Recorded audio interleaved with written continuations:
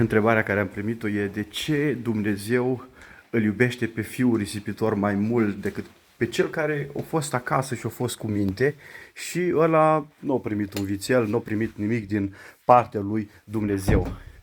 Și răspunsul este foarte clar și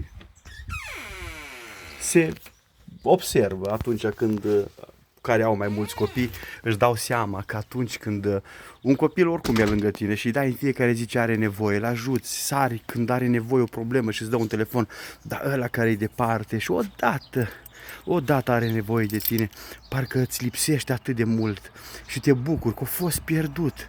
A fost fiul pierdut care s-a întors și a fost găsit.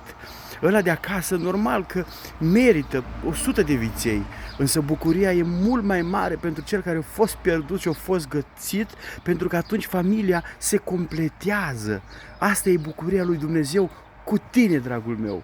Cu tine, fiule risipitor, care te uiți la video ăsta, nu știu pentru cine e pentru tine sau pentru prietenii tăi, însă Dumnezeu îți promite că atunci când vei veni, se va bucura și El și în ceruri va fi bucurie când tu te întorci acasă, pentru că ai fost mort și ai înviat, ai fost pierdut și ai fost găsit. Dați mai departe acest video și rugați-vă pentru toți fiii risipitori din toate familiile. Doamne ajută!